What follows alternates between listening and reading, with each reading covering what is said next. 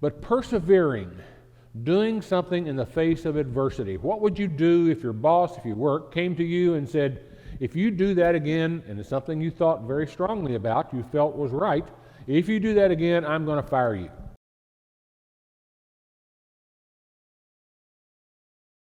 The book of Joshua. Joshua, pretty well-known character in the Old Testament. As my first slide says up here, he was the successor of Moses. Can anybody tell me why he was the successor of Moses? Why didn't Moses continue? Right? Moses did not go into the promised land. And why not? Because he took credit for something instead of giving it to God. Okay. So Moses didn't do what God told him to do. He was not allowed to go into the promised land. And so the successor of Moses was Joshua. So the book of Joshua was written about 1410, between 1410 and 1350 BC. Short book, only 24 chapters, I think it is, if I'm not mistaken. Obviously written by Joshua, and some of the scholars will say it's written by some other people. After Joshua died, they added some things to the writings, and these were supposedly senior members of leadership during that period of time. And basically, it's a book of history. It's a book that's written for the Israelite nation, and its focus is on Joshua's tenure, his term, as he leads the children of Israel into the Promised Land and conquers the land of Canaan. So that's kind of the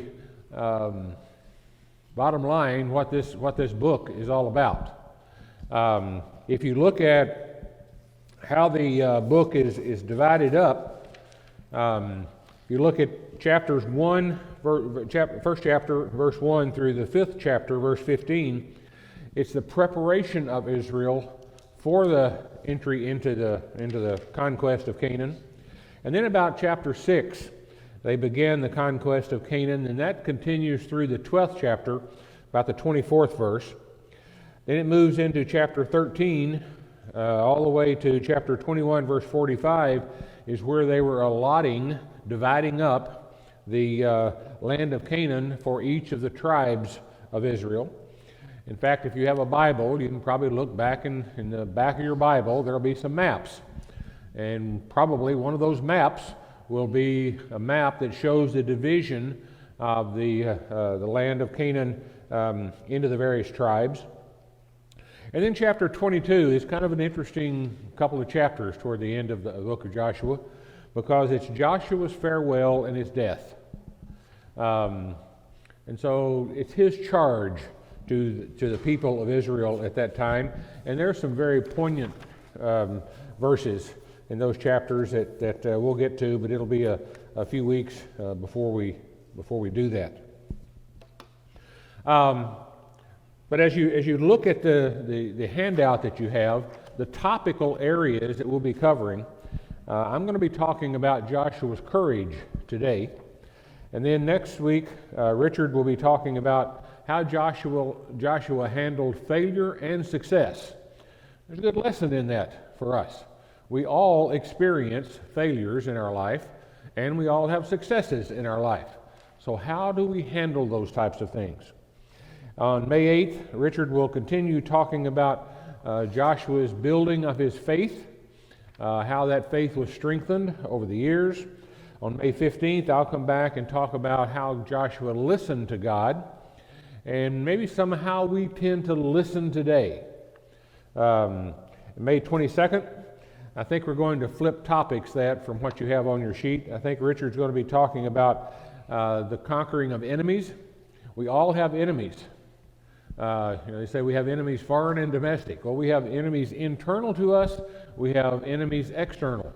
Well, how did Joshua handle conquering enemies? And then I believe the last topic will be, I'm not sure of the sequence of those last two, but I believe the last topic will be a kind of a summary of Joshua's leadership of the children of Israel. So that's kind of where we're headed over the next few weeks. Hopefully you can join us each Sunday. And if you get a sense, if you can read 24 chapters, that's a short book to read. So it might be helpful if you read the book of Joshua sometime the next week or so, kind of give you a heads up on what we're doing. So we're going to be talking about courage. So if you look at the first chapter of Joshua, as I read the first chapter of Joshua, some things stuck out in my mind. So if you have your Bible, flip over to the first chapter of Joshua. And first of all, let's go down to the 6th verse. So in the 6th verse, there's God's command, be strong and courageous, because you will lead these people to inherit the land I swore to their forefathers to give them. So there's a command here to be strong and courageous. In the very next verse, in the 7th verse, be strong and very courageous. Be careful to obey all the law my servant Moses gave you. Do not turn from it to the right or the left, that you may be successful wherever you go. So the first command to be courageous had to do with him leading others. The second command to be very courageous was in obeying the law. And then you go down to verse 9. Have I not commanded you? Be strong and courageous. Do not be terrified. Do not be discouraged, for the Lord your God will be with you wherever you go. Courage from internal, courage from inside him as he approached the various challenges of his life. And in the last verse of that same chapter, in the 18th verse, whoever rebels against your word and does not obey your words, whatever you may command them, will be put to death. Only be strong and courageous. So when he is facing challenges, be strong and courageous. So I've got some questions that I want to ask you, and I'd like for you to share your answers, so we'll put Monty to work here. The first question is, what is courage? How would you define courage?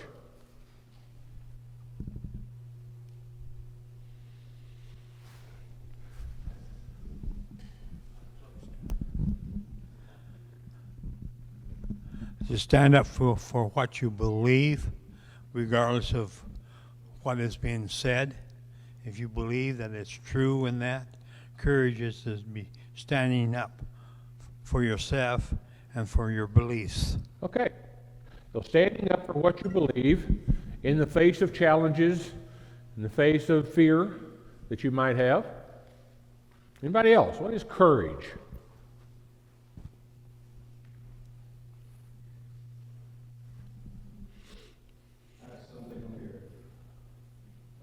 Okay. When I was out driving over the road, there was some scary times.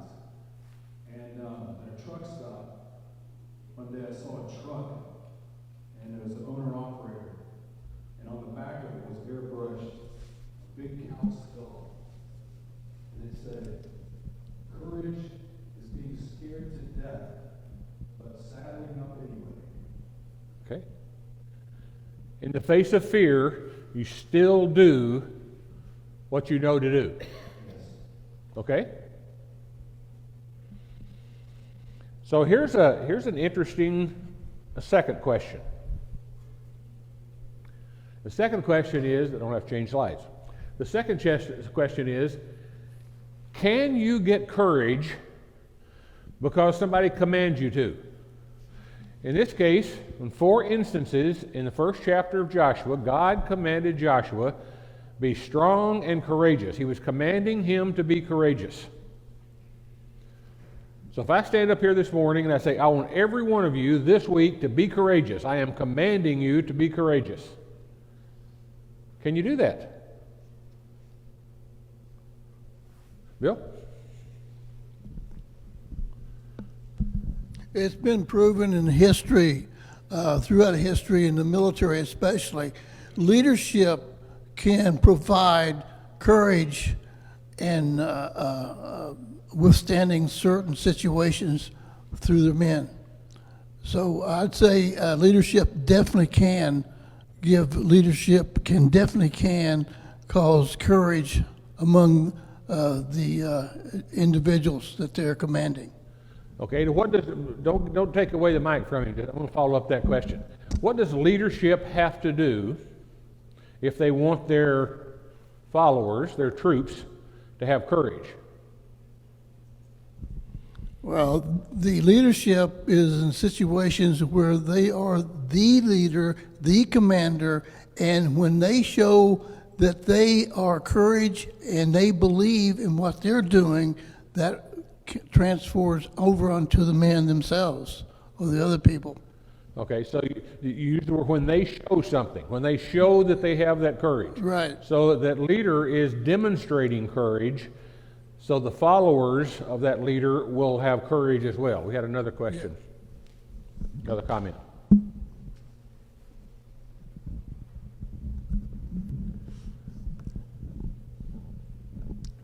Joshua had the prime example in following Moses and seeing what God has done. Joshua physically seen what God accomplished through Moses, and so that gave him an abundant amount of courage. But there were times where Joshua did have a question mark in his mind because he was a human. Okay? You know, you think about that period of time. The children of Israel are traveling through the wilderness. They get the 10 Commandments. Moses goes up into the mountain to get the 10 Commandments. He actually sees the back of God. You know, to me, that'd give me some courage. I have literally seen the back of God as he passed by, the crack in the rock. Correct, Monty? I believe that courage is really an action word. We might think of it as a noun, but I think when you look at it, it is an action word. It takes action to show courage. Okay. No action, no courage. Okay. That's your grammar lesson for today. Fine. I need a grammar lesson. I think when, here we go. Vicky's got a question. I think every day we are seeing a wonderful example of being strong and courageous in Ukraine. Okay. All right. But generally speaking, when you think about courage, it is taking the appropriate action even when you are afraid. All of us have things that we fear.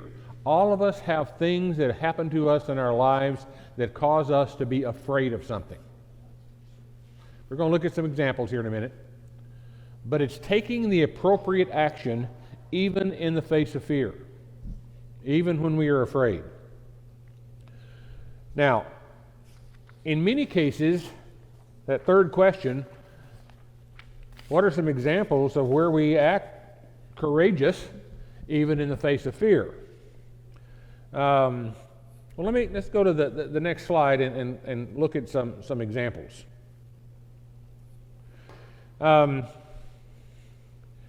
So, feeling fear, yet choosing to act.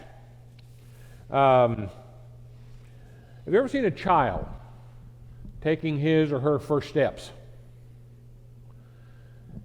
You know, for a long time, when my girls were growing up and they were little, I don't know, sometime 1.5, 2 years old, sometime in that time frame. I'm not sure exactly when they took their first steps, but it's written down in a book that my wife kept somewhere. But when they took that first step, you know, you would set them down and immediately they'd sit out on the floor.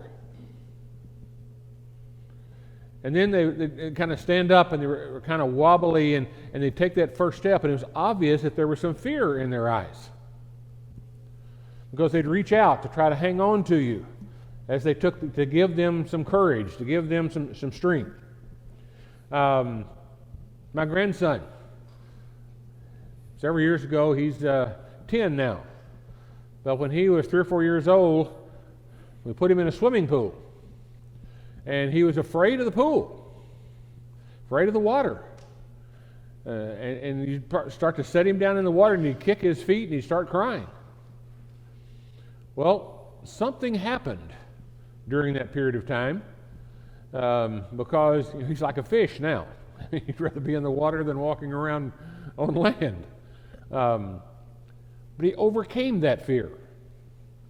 So choosing to act, choosing to do something, even when you are afraid, and we've all done that. Learning to drive, learning any new thing. How about taking a new job and you're afraid you're going to fail? But you choose to stay, you choose to put forth the effort, you choose to learn, and you become competent and skilled at doing something that you didn't know how to do before. I remember the first time, and Monty can remember this, I'm sure, in his own life. We were both college professors. I remember walking into that class for the first time and thinking, my goodness, I've got 50 minutes. How can I fill up this 50 minutes? I probably had a stack of notes an inch thick. And I got through about 2 pages, and I was done. The time was gone.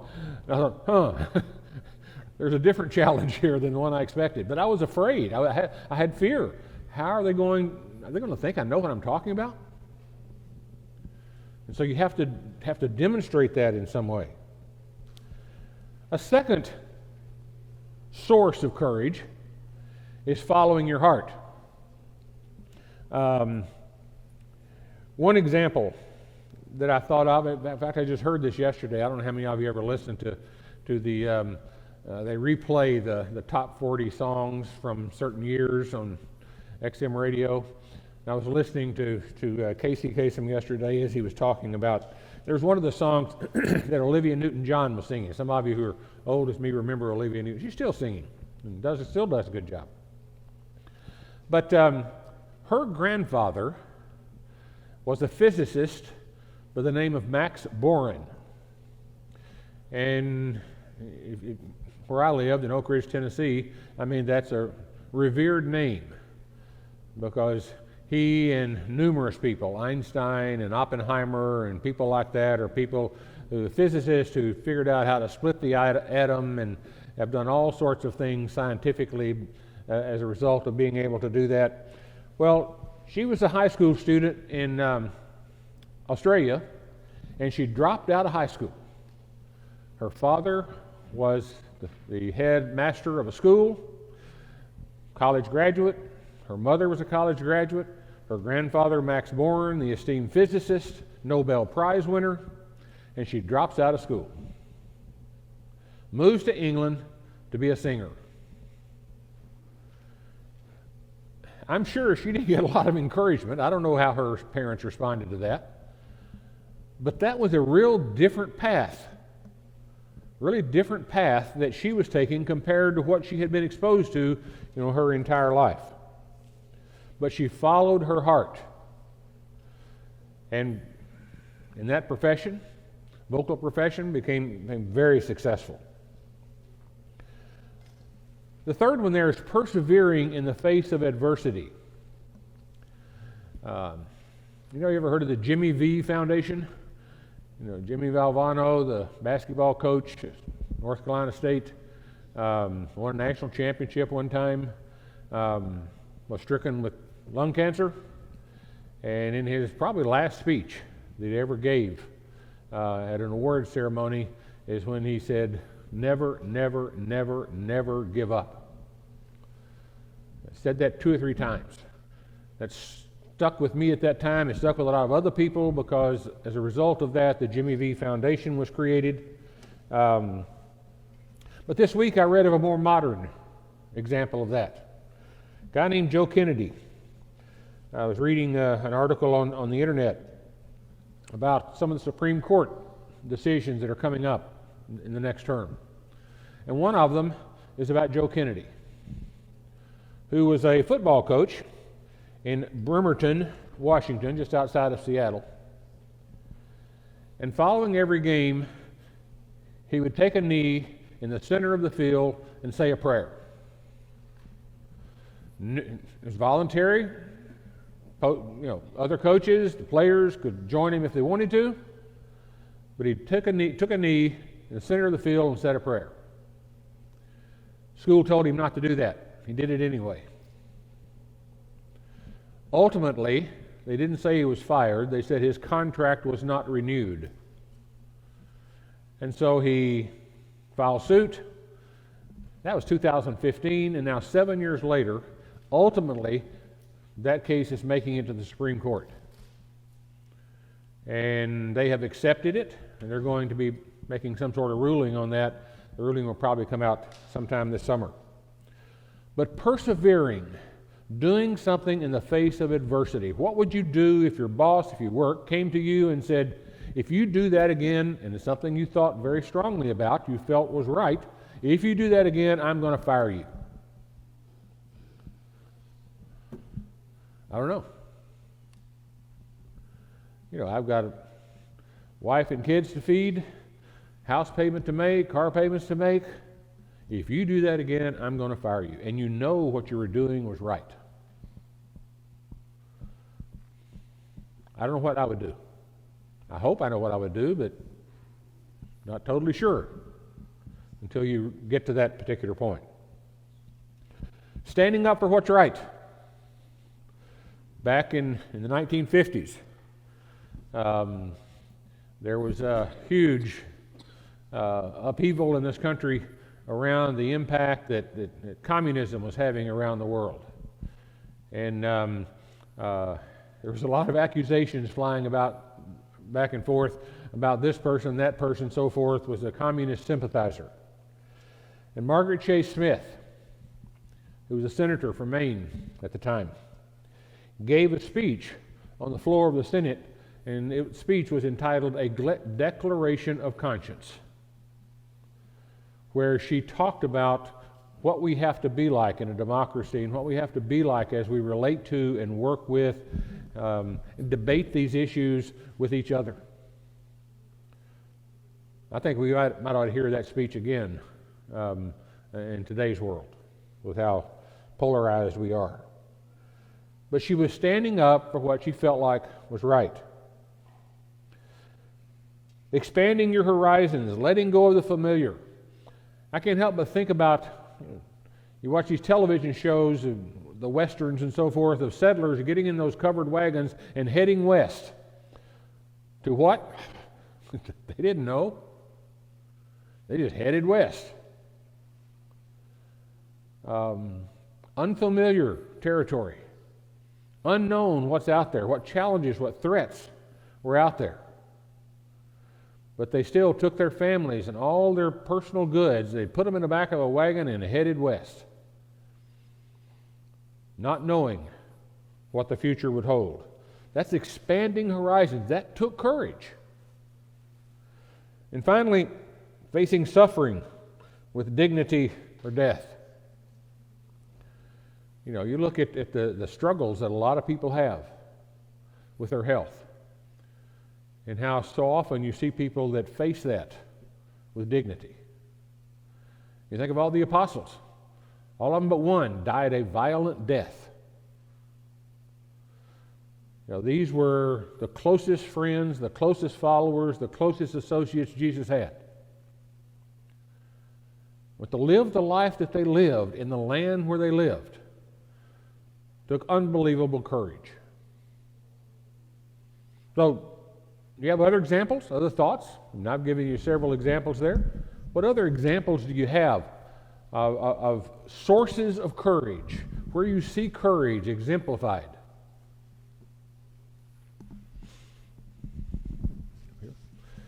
Then up here to Bill's next. Okay. Working in healthcare, especially during the COVID pandemic, there was a lot of changes made to policy and to practice. And with so much information pouring in from different parts of the world and different scientists and stuff like that about how you treat COVID and, you know, the signs and symptoms, you know, everything was constantly changing from day to day. So as a nurse practitioner, to get up every day, to go to the ER or to be working in primary care and not know what kind of room I'm going to be going into, or walk in with the knowledge that every person I see today may be a COVID positive patient, and how that's going to affect me and my family. But true to my heart was, caring for patients. That's what I was born to do, and that's what I love to do. So you have to have courage in those situations when you don't know the outcome, or when you know there could be possible, several different outcomes. Exactly, and I should have thought of that. That's something very recent that we have seen up close and personal with our healthcare workers going into facilities not knowing what they were going to see when they walked in, not knowing what they were going to take home to their family. And how many times, and I'm sure you've had this experience, but how many times were those folks unable to help the people who were struggling, and ultimately those people passed away, and the weight that places on a person's shoulders and on their mind as they have to work in and live in that environment day after day after day. Monty. I like what she said there. I have a healthcare worker I've been living with for quite a while. I appreciate you folks, but it's if I add to that, it's courage to serve in the face of unknown adversity. And I think our healthcare workers do that every day. It's not just COVID, but you walk in and you have someone who is very ill. You don't know what it is, you're diagnosing it, or they've been diagnosed sort of, but you're working through treatment, hoping that things are going to get better. But there's a courage to face that uncertainty, knowing that that's what I need to do. And it isn't just medicine, but that's a great example, I think. Absolutely. Bill had a comment here.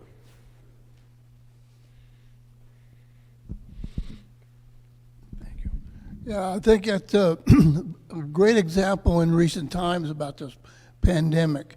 And now, because not only we were questioned in every corner about this because of different viewpoints, we became very skeptical, and that became us having courage to make our own decisions.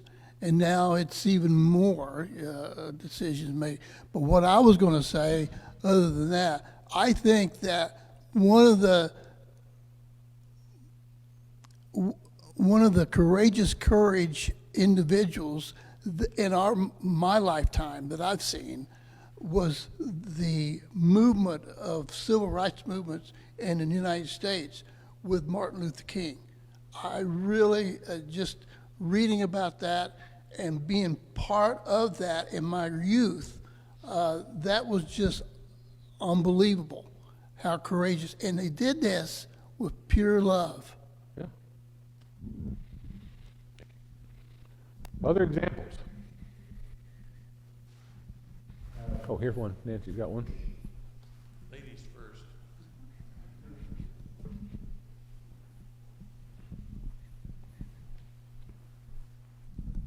I think of our own eldership. And when we think about the pandemic and everything shut down and we were all at home and doing our best to worship from home, the pivot that they took to try and bring the best possible virtual experience that they possibly could was a great show, was a reflection of a great deal of courage.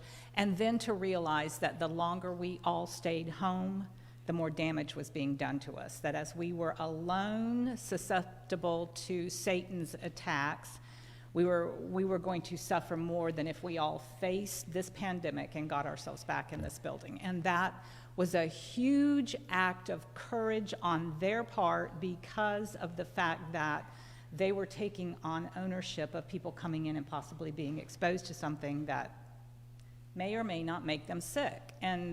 But at the same time, weighing that against the fact of the very clear knowledge that people need to be together. We need to worship together. And balancing that act, that was a huge step out by our eldership. Yes. People in a leadership role over the past 2 or 3 years have had an exceptionally difficult time. Another one. I won't do it justice, but I think it was the group of 300. A friend gave me the movie 300 here years ago, and it's a biblical story, and I don't know if it's true, the movie in detail or not, but the time when God would command his people to go take over armies, and it's not too many, and they drank the water, and the ones that lapped it up, and the ones that cupped their hands, and that way. And I think our eldership is a small group, a representation of our body here. And sometimes we don't need a mass to go. You don't need 1,000 people to go kill 3. You need 3 to go kill 1,000, and you see God's power in that. And that's what God was using back in the day, in the Old Testament times. And people are the same today as they were thousands of years ago.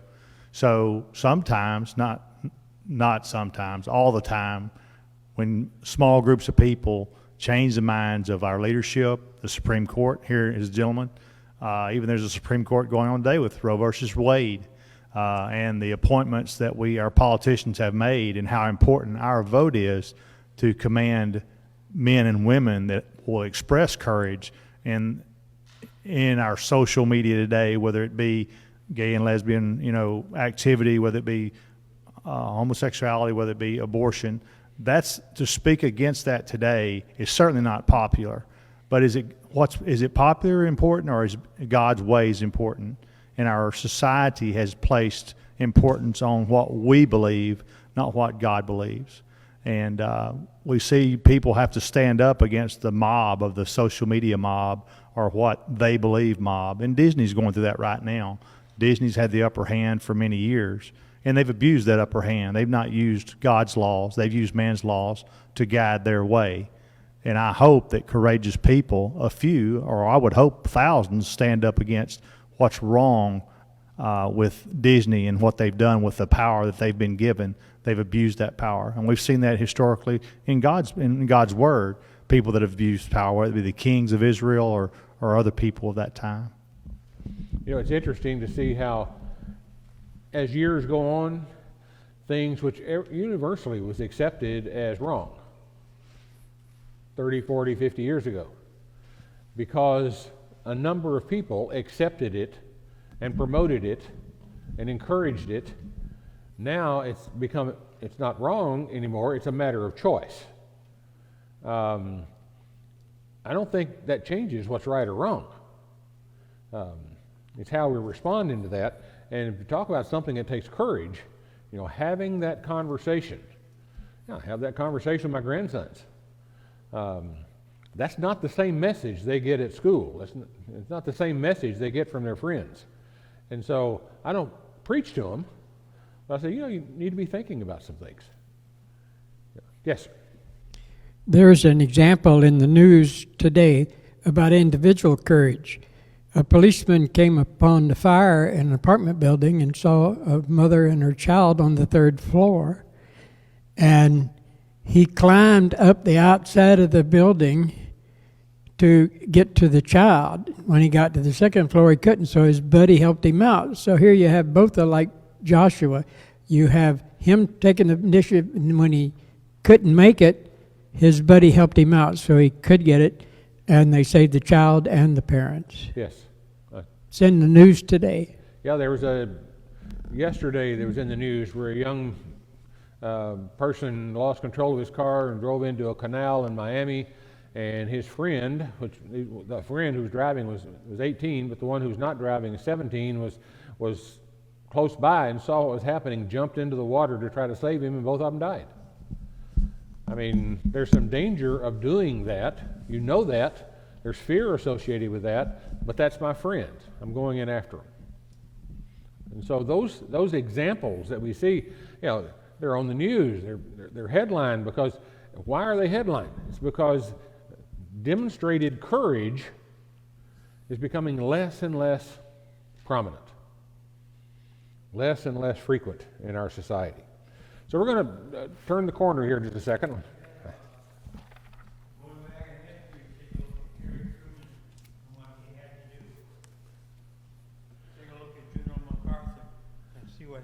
To do. You take a look at Gary Powell and see what he went through and what have you. Those are signs of courage. Yes. And determination. Absolutely. And that, trying to do the right thing. So in the next couple of sections there of your handout, I've listed 2 sources. One of them has 6 types of courage. That came from Heidi Bransby, who was a coach who wrote about courage. And then in Psychology Today, there was a listing of 4 different types of courage. I want to talk about those very briefly, and then I want to conclude, because we only got about 8 minutes left. I want to conclude with a verse from Joshua that demonstrates what we've been talking about. So when you look at the types of courage that people exemplify in their lives, Heidi in her article said there's 6 of them. One of them is physical courage, and that's in the face of extreme situations. You exhibit resiliency. You are balanced in how you approach the task at hand. You're aware of what's going on around you. That's something called physical courage. And then there's social courage, where you choose to be yourself unapologetically. Someone asks you if you're a Christian. How forceful do you answer that question? I think some people don't answer it as forcefully, maybe, as they should. There's moral courage, doing the right thing, even when it's uncomfortable. That takes courage. Emotional courage, being willing to feel your emotions, not having guilt attached to those, but feeling what you feel for other people. Intellectual courage. You learn, you unlearn, you relearn. You enter situations with open and flexible minds. And then the final one she talked about was spiritual courage. And that's living with purpose. Having a meaning in your life through a heart-centered approach. And if the guide that you use is the Bible, you could rephrase that and say living with purpose and meaning through a Bible-centered approach. Because if you talk about truth, when you talk about reality and basing your actions and your courage on things that are true and real, it doesn't get any more true, any more real than what the pages of the Bible talk about. And then in Psychology Today, there was 4 types of courage that they mentioned. One of them was moral courage, and I'm not going, there you are. 4 types of courage. Moral courage, they defined as standing up and acting when injustices occur, human rights are violated, or when persons are treated unfairly. I think the Bible teaches that in spades. Standing up for people who are less fortunate than we are. Then intellectual courage, similar to what Heidi was talking about. Challenging old assumptions and acting to make changes based on new learnings, understandings, and insights gleaned from experience and or educational research. You learn things. I don't live my life today the way I lived it 20 years ago. Why? I think it's because I've learned more and more about what this says about how I should live my life. And when you immerse yourself in the teachings of what this book says, that's new learnings. And every day I think, boy, that's something I should think about. That's something I should do. I can be a better person if I do that. The third one is disciplined courage, remaining steadfast, strategic, and deliberate in the face of inevitable setbacks and failures for the greater good. We're going to see in the next few weeks where Joshua did that all the time. And that's why God, I think, commanded him, and we'll revisit that in just a second, but that's why God gave him different commands to be courageous, but each of those commands was in a different context. And finally, she talked about empathetic courage, acknowledging that we have personal biases and intentionally moving away from them in order to experience the trials and triumphs of other people, putting yourself in the place of other people. So when you look at that first chapter of Joshua, as we kind of finish up this morning, That 6th verse says, be strong and courageous because you will lead people to inherit the land I swore to their forefathers to give them. You're going to be doing something, Joshua, in a leadership capacity, and you're going to need courage to do that. So I'm commanding you to be courageous in those situations. And then he changes his tone. Be strong and very courageous. Be careful to obey all the law my servant Moses gave you. Do not turn from it to the right or left, that you may be successful wherever you go. Maintain that pattern of behavior, that actions, the life that you know that God wants you to live. So in the first place, here's something you're going to do, Joshua. Be courageous as you do it. The second situation here is maintain that internal courage because you're going to be challenged internally. And then verse 9, have I not commanded you, be strong and courageous. Do not be terrified. Do not be discouraged. Joshua, you're going to be afraid. You're going into a land to conquer that land. And as you go into that land, you're going to be faced with battle after battle after battle. I didn't count them, but there's a dozen different battles listed on that map in the back of my Bible that the Israelites fought as they conquered the land of Canaan. Do you think Joshua was afraid? Of course he was. Some of those nations were known because of how fearsome they were in battle.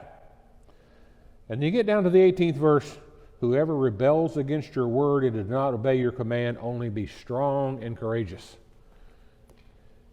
People are going to be challenged. So, how did Joshua respond to that? And I'll conclude with this morning. We're going to come back to this verse numerous times over the next few weeks, because in the 24th chapter, in the 15th verse, is a verse that I think that all of us, if we can take this to heart, all of us can find strength and courage like Joshua did, in his comments. But if serving the Lord seems undesirable to you, he's talking here to the children of Israel because, they kind of waffled back and forth. They wanted to serve the gods. They wanted to create idols. They wanted to do all sorts of things because the people around them were doing those types of things. Joshua says, if serving the Lord seems undesirable to you, then choose for yourselves this day whom you will serve, whether the gods of your forefathers served beyond the river, or the gods of the Amorites in whose land you're living. But as for me and my household, we will serve the Lord. I don't think there's a more powerful verse in the entire Bible than that verse. And I hope that as we proceed in talking about Joshua and how he dealt with leadership and fear and failure and success and those types of things, we'll see that thought in his mind guided his path. That was his objective. That was his mission. That was his vision. That was his set of core values as he dealt with people in a leadership capacity. But as for me and my house, we will serve the Lord. Thank you.